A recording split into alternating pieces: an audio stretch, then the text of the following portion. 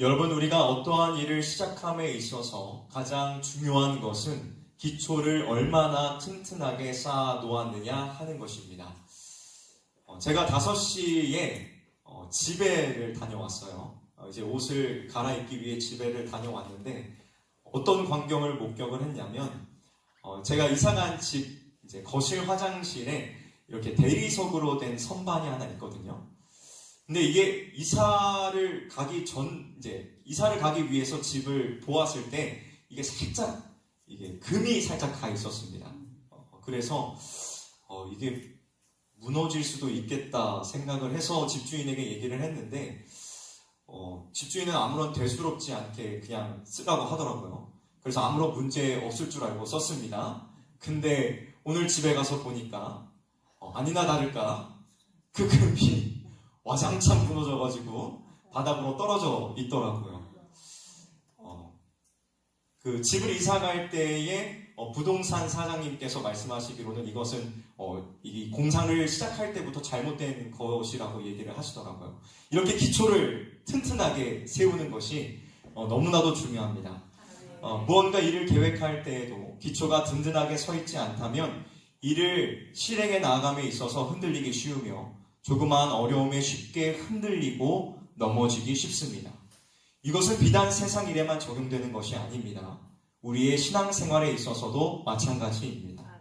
신앙생활에서 기초가 되는 것은 바로 예배로, 예배가 제대로 드려지고 있지 않다면 우리의 신앙생활은 분명히 흔들릴 수밖에 없습니다. 여러분은 지금 예배를 어떻게 드리시고 계십니까? 기초를 잘 세워나가고 있으십니까? 오늘 말씀을 통해 한번 점검하고 기본으로 돌아가는 귀한 시간이 되시기를 주님의 이름으로 간절히 소망합니다. 오늘 우리는 수많은 예배를 드리고 있습니다. 매일 있는 새벽 예배를 비롯해서 수요 저녁 기도회, 금요 철야 예배, 주일 오전 예배, 저녁 예배 등 하루에 한 번 혹은 그 이상 예배를 드리고 있습니다. 그리고 유튜브나 TV, 라디오와 같은 각종 방송 매체를 통해서 수많은 목사님들의 설교를 날마다 접하고 있습니다. 우리가 살고 있는 이 시대는 과히 말씀의 홍수의 시대다라고 말할 수 있을 정도이고 예배를 언제든지 쉽고 편하게 드릴 수 있는 자율성이 뛰어난 예배의 시대다라고 부를 수 있을 것입니다. 여러분, 우리는 참 감사하게도 예배를 드리기에 너무나도 좋은 상황과 환경과 시대를 타고났습니다. 예배를 드리는 데에 있어서 조금도 부족함이 없는 시대에 살아가고 있으며 신앙생활을 함에 있어서도 최적의 조건을 갖춘 아주 편리하고 편안한 시대에 살아가고 있습니다. 그런데 여러분 그거 아십니까? 참으로 애석하게도 이러한 자유롭고 편안한 예배의 환경이 성도들의 신앙 성장을 위한 발판이 되는 것이 아니라 오히려 성도들의 성장을 방해하는 큰 요인이 된다는 사실을 여러분들은 알고 계십니까? 언제든지 자기가 원하는 때와 시간에 예배를 드릴 수 있기에 예배를 통하여 가져야 될 감격과 기쁨, 감사가 사라져버렸고 습관에 따른 예배의 참여로 매너리즘에 빠져서 어느 순간부터 예배는 형식적인 껍데기만 남았으며 예배에 대하여 갖는 그 이미지 또한 피곤하며 지루하기만 한 고리타분한 것으로 굳어져 버렸다는 것입니다. 구원에 대한 기쁨과 하나님의 은혜에 대한 감사가 넘쳐야 될 예배가 지루하지만 뭔가 드리지 않으면 손해볼 것만 같고 좋지 않은 일이 생길 것만 같은 찝찝함만 가져다주는 무속신앙과 같은 것으로 전락해버렸다는 것입니다. 그렇다면 지금 현재 여러분들에게 있어서 예배는 어떠한 의미를 가지고 있습니까?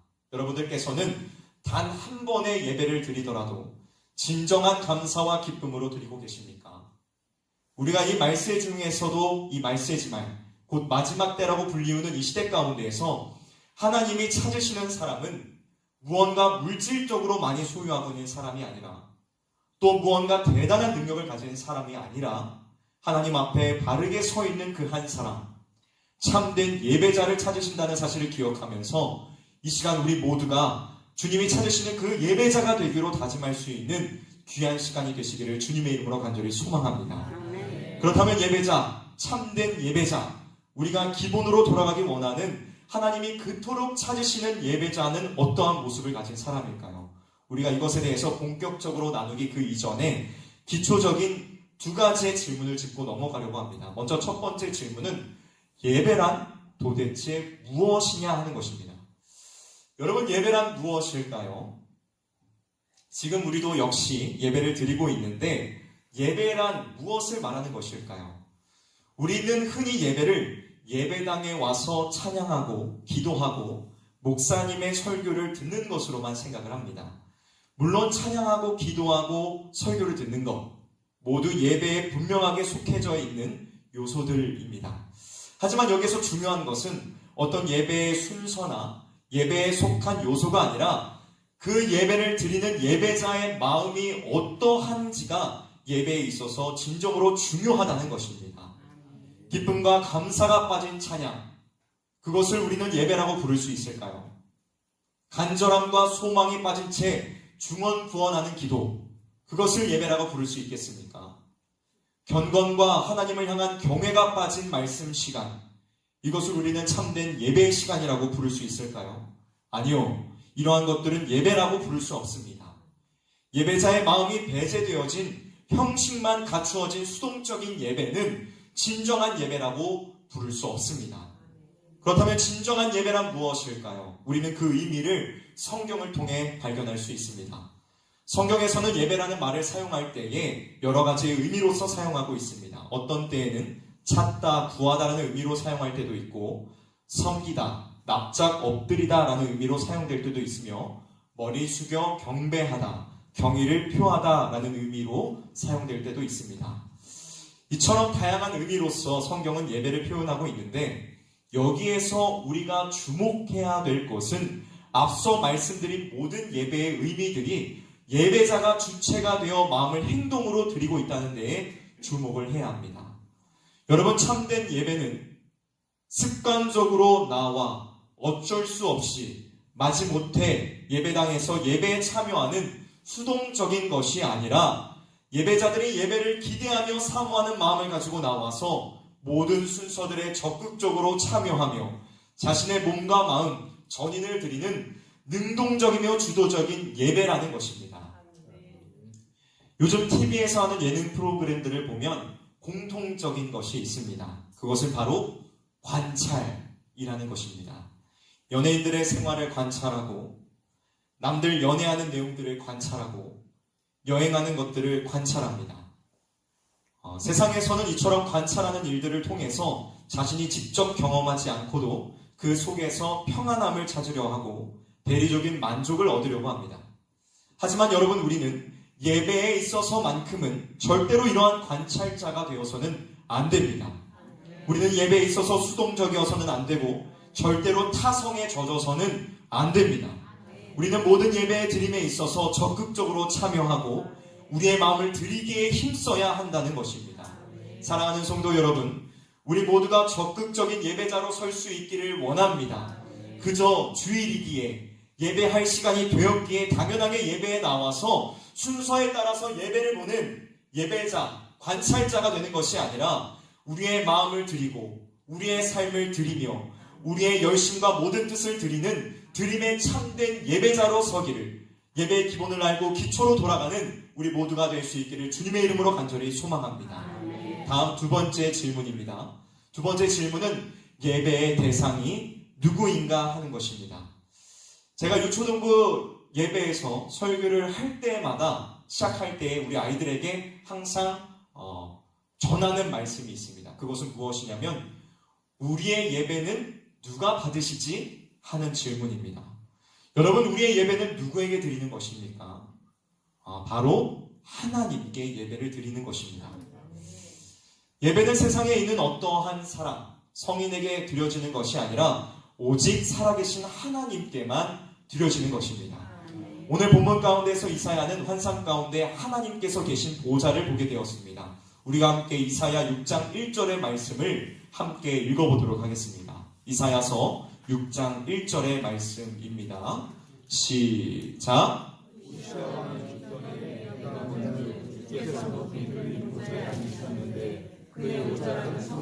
가득하였고. 아멘. 여기에 말씀에서 높이 들린 보좌라는 것은 그곳에 앉아 계시는 분이 지극히 높으시다라는 것을 의미하고 그의 옷자락이 성전에 가득하였다라는 것은 보좌에 앉아 계시는 분의 통치가 온 땅에 영원하시다는 것을 의미하는 것입니다. 따라서 이 내용들을 종합해 보자면 우리가 예배를 드리고 있는 그 대상은 지극히 높으시고 모든 만물을 영원한 능력으로 통치하시는 만물의 주인이 되신 하나님이시라는 것입니다. 여러분, 우리는 단순히 우리의 삶을 관찰하시는 조금 능력이 있는 할아버지에게 예배를 드리고 있는 것이 아닙니다. 우리는 어떠한 수식어로도 설명할 수 없는 아주 위대하고 경이로운 분께 지금 예배를 드리고 있는 것입니다. 그런데 여러분, 참 안타깝게도 우리는 가끔 이 예배가 하나님께 드려지는, 하나님께 초점이 맞춰진 예배가 아니라 나에게 초점이 맞추어져 있는 예배를 드릴 때가 너무나도 많이 있습니다. 여러분, 예배를 영어로 뭐라고 표현하는지 아십니까? 예배를 영어로 worship이라고 표현하기도 하지만 서비스라고 표현하기도 합니다. 서비스라는 말 여러분들 어디서 많이 들어보셨죠? 여러분들께서는 가전제품이나 우리가 가진 어떤 물건이 고장이 나서 서비스를 받아보신 경험들이 다들 있으실 것입니다. 그렇다면 여러분이 서비스를 받을 때에 수리해 주시는 기사님들께서 여러분들에게 어떻게 대해 주시던가요? 간혹 불친절한 분들이 계시긴 합니다만 되게 많은 분들이 굉장히 친절하게 대해 주십니다. 또 우리가 백화점 같은 곳을 가면 직원들로부터 과하다 싶을 정도로 서비스를 받곤 하는데 그 직원들이 우리에게 이러한 서비스, 친절을 베푸는 이유가 무엇일까요? 이들이 고객을 향해서 친절과 함께 끊임없는 미소를 보내는 것은 고객을 만족시키고자 하는 것에 1차적인 목표가 있습니다. 서비스라는 것은 서비스를 받는 대상을 만족시키는 것에 가장 주된 목적이 있는 것입니다. 여러분, 예배를 드리는 것도 바로 이 서비스와 같습니다. 우리는 예배를 드릴 때에 예배의 대상이 되시는 거룩하신 하나님을 향하여 만족을 드릴 수 있는 서비스를 해야 하는 것입니다. 그런데 우리는 좀 전에도 말씀을 드렸던 것처럼 안타깝게도 많은 경우에 있어서 하나님께 예배를 통하여 서비스, 만족을 드리려고 하는 것이 아니라 예배를 통하여 내가 만족을 얻으려고 하는 때가 많습니다. 하나님께 영광을 올려드리는 것에 예배의 초점이 맞추어져 있는 것이 아니라 예배를 통하여 내 마음의 평안을 얻으려고 하고 예배를 통하여 복을 받으려고만 합니다. 물론 예배를 통하여 마음의 평안, 복, 이 모든 것들이 주어집니다. 하지만 여기에서 기억해야 될 것은 마음의 평안, 복과 같은 것들은 우리가 예배를 드리는 것의 주요한 목적이 될 수 없다는 것입니다. 예배는 오로지 하나님을 위하여 드려지는 것이고 그 외에 주어지는 것들은 하나님께서 우리에게 은혜로 선물로서 주시는 것이라는 것입니다. 사랑하는 성도 여러분, 여러분은 하나님께 만족을 드리는 예배를 드리고 계십니까? 아니면 하나님으로부터 무언가 만족을 얻기 위한 예배를 드리고 계십니까? 이 시간 저와 여러분, 우리 모두가 다 하나님께 받기만을 원하는, 달라고만 하는 신앙을 가지기보다는 예배의 대상이 되시는 그 하나님께 기쁨을 드리는 참된 예배자의 모습이 되기를 주님의 이름으로 간절히 소망합니다.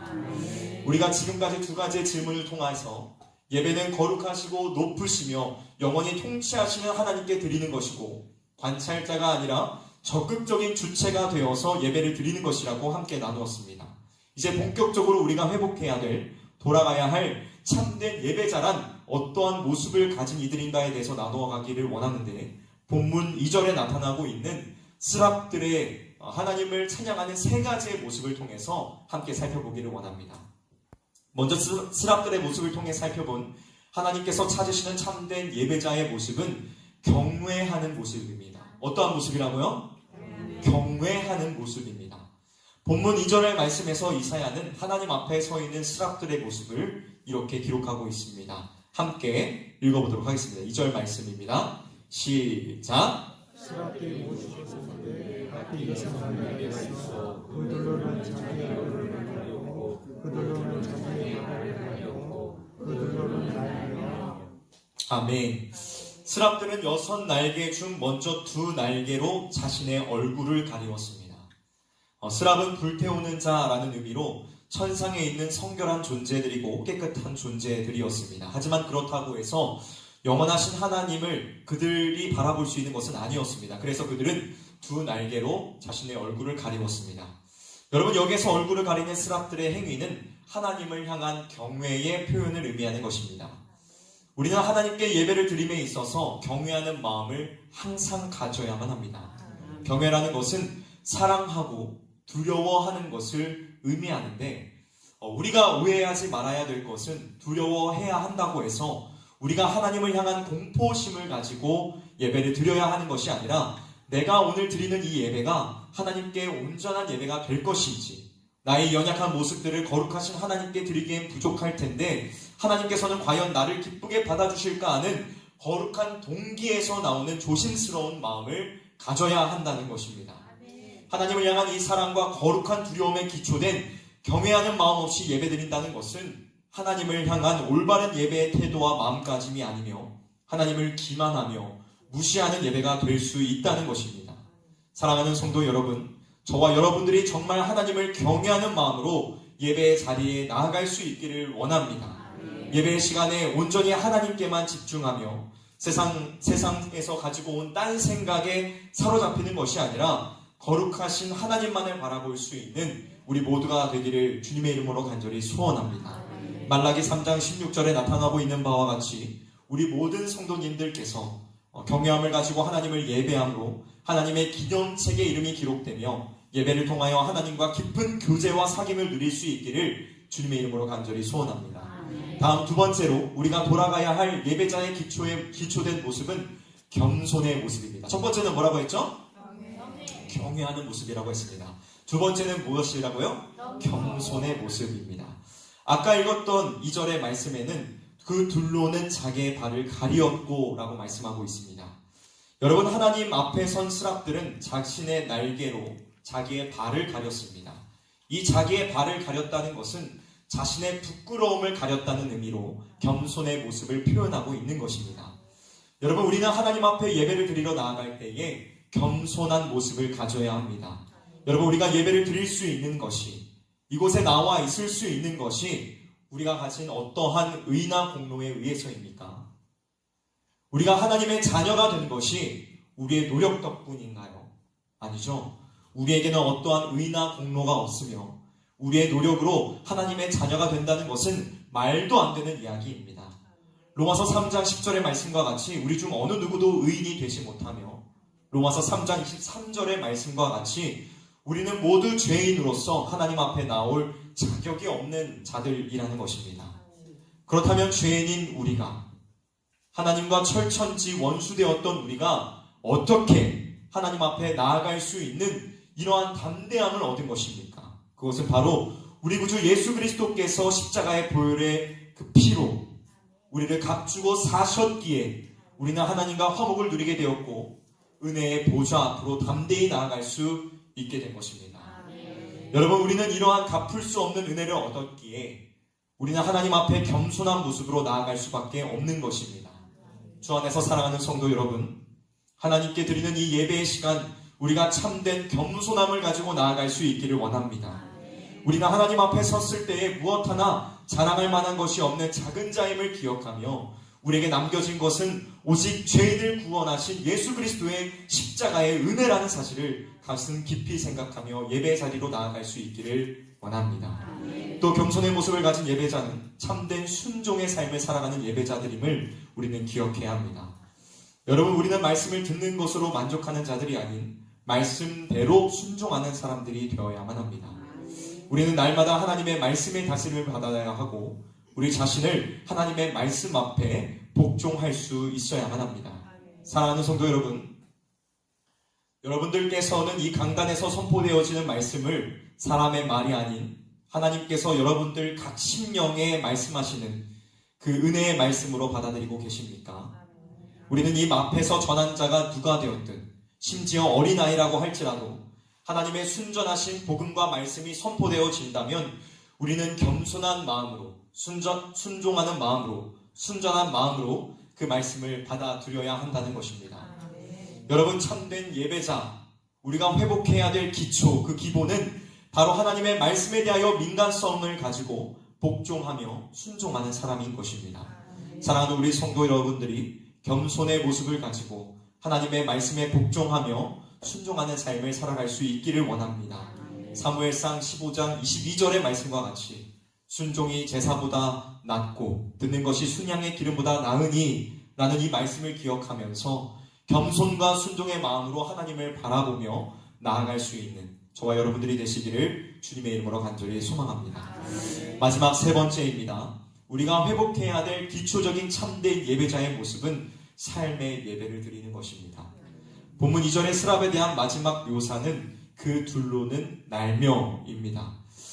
여러분, 날개가 가진 본질적인 역할은 무엇입니까? 날개는 무엇을 위하여 있는 것이죠? 날개의 역할은 날아다니는 것입니다. 스랍의 6날개 중 마지막 2날개는 본연의 역할인 날아다니는 역할을 감당하였습니다. 여러분, 이것은 예배가 우리의 삶의 현장으로 이어진다는 것을 의미하는 것입니다. 오늘날 그리스도인들이 쉽게 범하는 오류 중에 하나는 삶과 예배를 분리시켜 생각한다는 것에 있습니다. 이러한 사람들은 예배당에 나와 예배드릴 때의 나의 이미지와 예배당 밖에서의 나의 이미지가 완전히 다르기 때문에 이중적인 삶의 모습을 가지고 살아갑니다. 하지만 이러한 모습은 예수님께서 주의하라 하셨던 바리새인의 모습과 다를 것이 없는 외식하는 자들의 모습이라는 사실을 우리는 기억해야 될 것입니다. 바리새인들은 거리에서 사람들이 있을 때에 하늘을 우러러보고 기도하고 겉으로는 거룩한 것처럼 보였지만 속은 세상적인 욕심으로 가득한 사람들이었습니다. 예수님께서는 우리에게 바리새인들을 주의하라 말씀하시면서 마태복음 5장 22절에서는 너희의 의가 서기관과 바리새인보다 낫지 않으면 결단코 천국에 들어갈 수 없다 말씀하셨습니다. 주 안에서 사랑하는 성도 여러분, 예배는 삶과 결코 무관한 것이 아님을 기억하실 수 있기를 바랍니다. 우리는 주일에만 예배자가 아닙니다. 6일간 세상 가운데 살아가면서 드린 삶의 예배를 주일에 묶어 하나님께 올려드리는 것입니다. 삶은 예배의 연장선이며 우리의 삶 또한 예배로서 거룩하고 흠없게 드려져야 함을 기억하실 수 있기를 원합니다. 여러분, 예배자로 삶을 살아내십시오. 거룩한 삶을 살아가기 위하여 성령 하나님의 도우심을 구하며 말씀으로 삶을 살아가기 위하여 부단히 애쓰십시오. 우리 모든 성도님들이 삶으로 예배하며 하나님의 기쁨이 되기를 주님의 이름으로 간절히 소망합니다. 말씀을 마무리하고자 합니다. 오늘날의 한국교회가 힘을 잃은 이유는 예배의 본질, 신앙인으로서의 기본을 잃어버렸기 때문이라고 생각을 합니다. 수많은 교회의 예배의 불이 꺼졌고 예배도 하나님께 드려지는 예배가 아니라 사람이 주가 되는 예배를 드리고 있기에 현재 한국교회에 이러한 위기가 닥쳐온 것이라고 생각을 합니다. 여러분, 우리는 다시 기본으로 돌아가야 합니다. 우리는 신앙생활의 가장 기초가 되는 예배의 성공자가 되어야 하며 참된 예배자로 서야 합니다. 우리의 믿음의 선배들, 신앙의 선배들이 어디에 가든지 먼저 하나님을 향하여 단을 쌓고 예배의 초소를 마련하였던 것처럼 우리도 또한 하나님을 경외하는 마음을 가지고 겸손함과 순종함으로 예배할 수 있기를, 삶으로 예배할 수 있기를 주님의 이름으로 간절히 소망합니다.